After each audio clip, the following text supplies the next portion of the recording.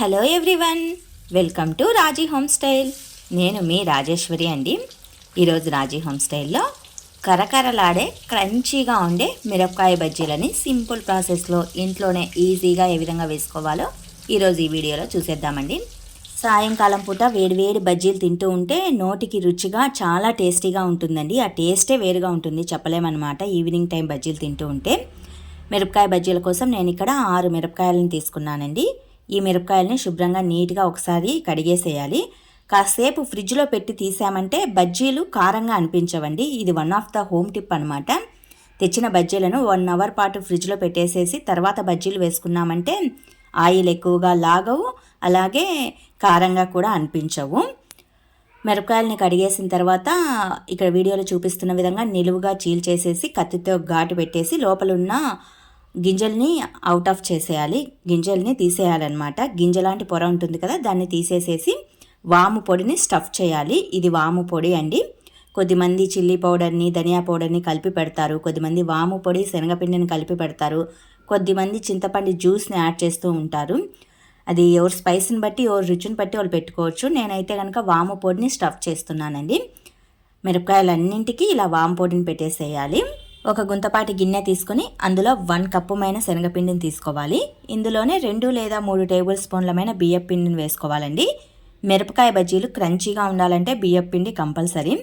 ఇందులోనే 1 పించుమైన వంట సోడా, కొద్దిగా వామును చేత్తో నలిపి యాడ్ చేసుకోవాలి. టేస్ట్ బాగుంటుంది.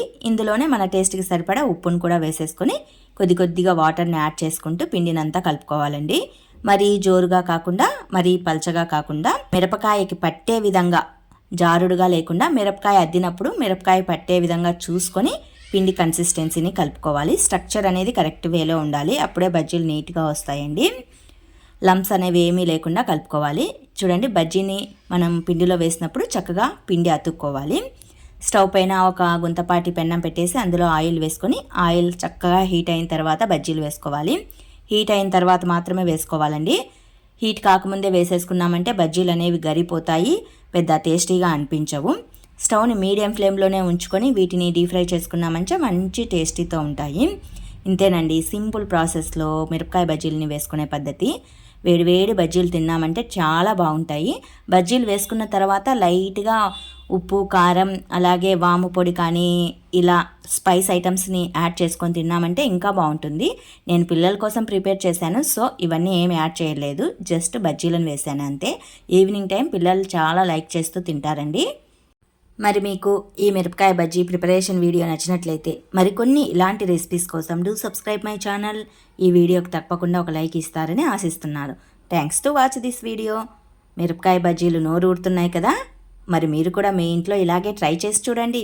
మీకు ఎలా కుదిరాయో నాకు కామెంట్ సెక్షన్లో తెలియజేయండి.